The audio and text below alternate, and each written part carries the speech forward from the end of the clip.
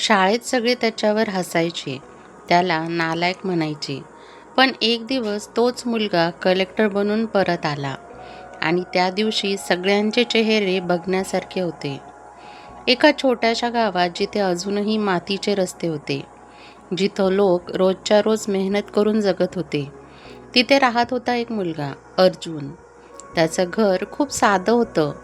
छपरातून पावसात पाणी गळायचं, भिंतींना भेगा पडलेल्या. पण त्या छोट्याशा घरात एक मोठं स्वप्न होतं. आपला मुलगा मोठा माणूस बनावा. अर्जुन खूप शांत स्वभावाचा होता. तो फार बोलायचा नाही.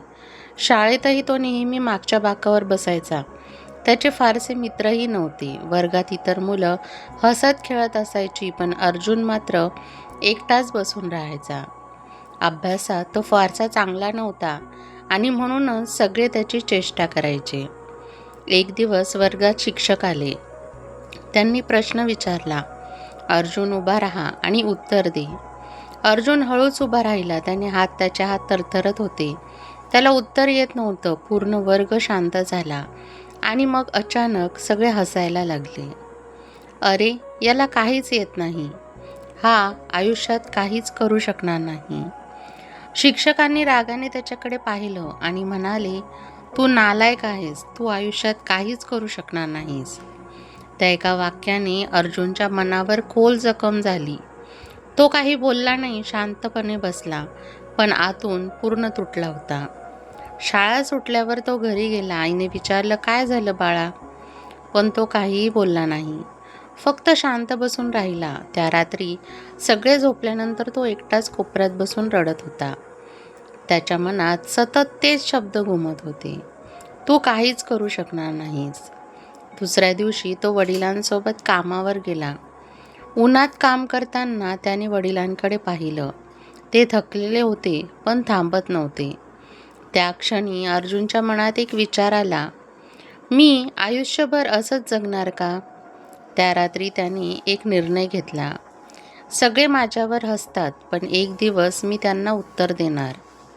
आणि त्या दिवसापासून अर्जुन बदलला. तो रोज लवकर उठू लागला. शाळा करून परत घरी येऊन काम करायचा आणि मग रात्री अभ्यास करत बसायचा.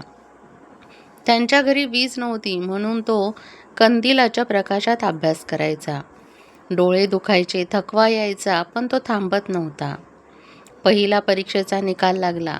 तो नापास झाला. लोक पुन्हा हसले. सांगितलं होतं ना. दुसऱ्यांदा प्रयत्न केला, पुन्हा नापास. त्या दिवशी अर्जुन खूप खचला. तो आईसमोर रडत म्हणाला, आई, मी नाही काही करू शकत. मी हार मानतो.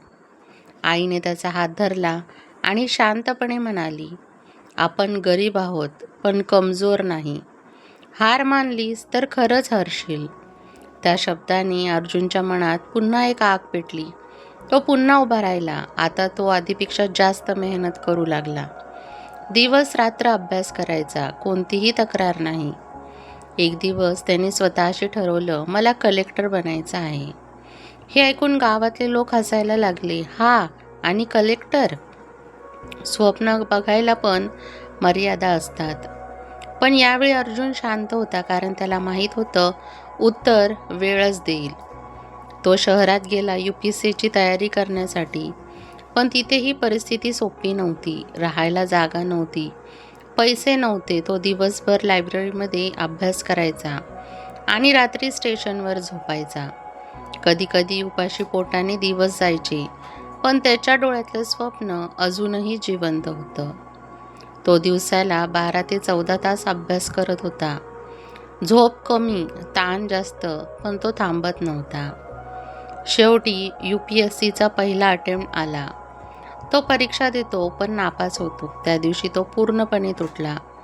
कदाचित ते सगळे बरोबर होते. तो सगळं सोडून द्यायचा विचार करत होता. तेवढ्यात त्याचा फोन वाजला. आईचा फोन होता.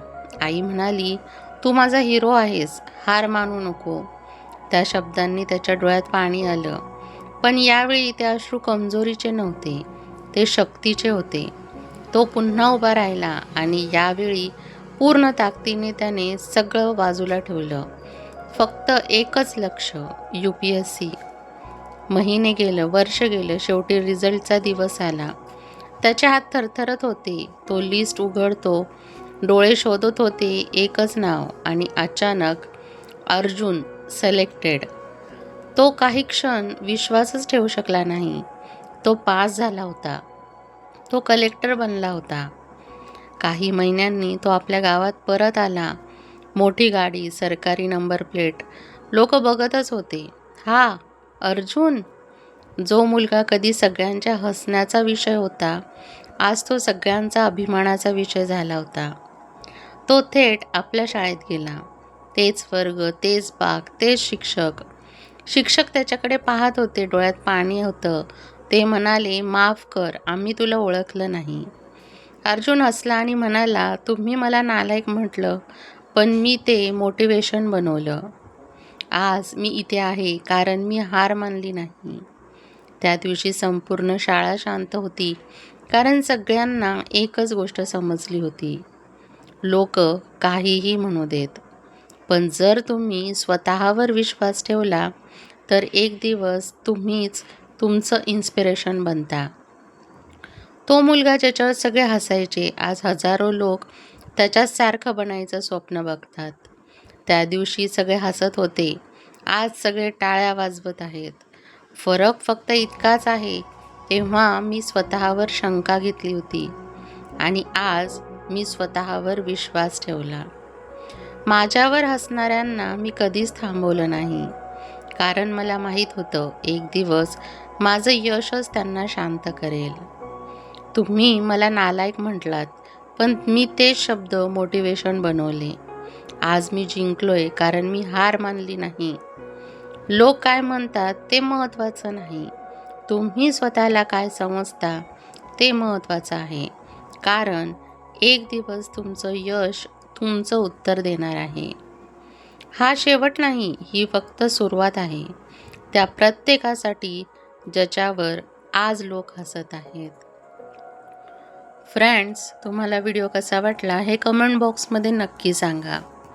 तुम्हाला जर व्हिडिओ आवडला असेल तर व्हिडिओला लाईक करा, चॅनलला सबस्क्राईब करा आणि बेल आयकॉन दाबायला विसरू नका, जेणेकरून असेच मोटिवेशनल व्हिडिओ सर्वात आधी तुमच्यापर्यंत पोहोचतील.